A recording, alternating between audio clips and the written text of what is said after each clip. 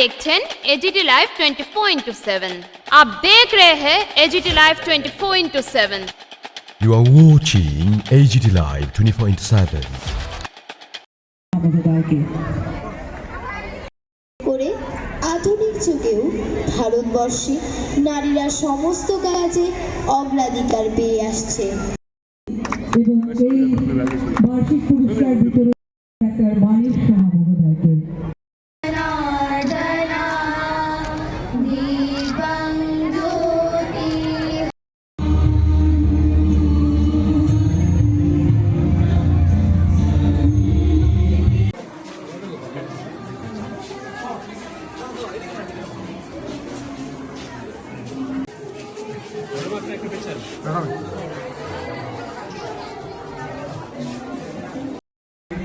সূচনা করলাম। এবারে উদ্বোধনী অনুষ্ঠান পরিবেশনায় বিদ্যায়তনের ছাত্রীরা একটা প্রজেক্ট আমরা করেছি, 10 জনকে আর্থিকভাবে আমরা তাদেরকে সাহায্য করেছি। চিফ মিনিস্টার স্পেশাল স্কলারশিপ, যারা দিব্যাঙ্গ দৃষ্টিহীন দিব্যাঙ্গ তাদের জন্য আমরা স্কলারশিপের ব্যবস্থা করেছি। আগে এমন একটা অবস্থা হয়েছিল যে আমরা 12th ক্লাস পড়ার পরে কোথায় যাব। এখন তো এত সুবিধা ত্রিপুরাতে হয়েছে।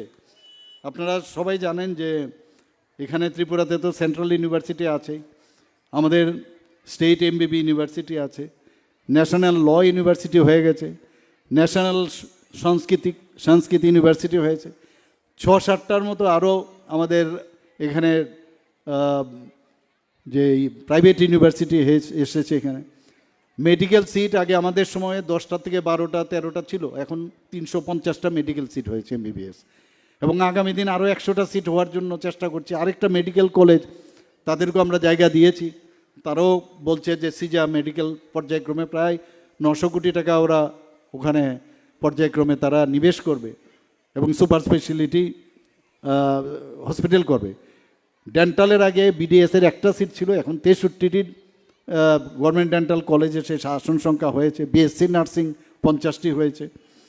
এবং শুধু তাই নয়, গভর্নমেন্ট এবং প্রাইভেট মিলে বহু এএনএম জিএনএম কোর্স এখানে চালু হয়েছে। Agriculture college, veterinary college, fishery college, আমাদের এনআইটি এখানে আছে, টিআইটি আছে, ত্রিপুরা ইনস্টিটিউট অফ টেকনোলজি আপনারা সবাই জানেন, এটাকে আমরা ইউনিভার্সিটি করার চিন্তা ভাবনা করছি। ল কলেজ এখানে আছে, গভর্নমেন্ট তো আছেই, প্রাইভেটও ল কলেজ আছে, জেনারেল কলেজ প্রায় 28টার উপরে, এবং ন্যাশনাল ফরেন্সিক ইউনিভার্সিটি, এরকম অসংখ্য। এখন আমরা মেডিকেল হাব, আবার আমরা চাইছি এখানে একটা এডুকেশন হাব হোক। আমি এখানে আজকের যে অনুষ্ঠান, যারা এখানে উপস্থিত রয়েছেন, শঙ্করাচার্য বিদ্যায়তন দ্বাদশ শ্রেণী বালিকা বিদ্যালয়ের প্রতিষ্ঠা দিবস উপলক্ষে যারা পুরস্কার পাবে তাদেরকে তো ধন্যবাদ দেবই, তাদেরকে কনগ্রাচুলেশন জানাবো।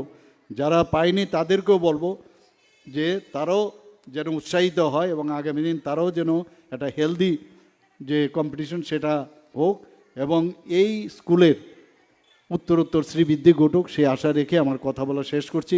নমস্কার, জয় হিন্দ, বন্দে मातरम, भारत माता की जय। ये न्यूज कंटेंट देखने के लिए शुक्रिया। अगर आपका कोई सुझाव है तो हमें कमेंट कीजिए, सब्सक्राइब कीजिए एजीटी लाइव 24/7।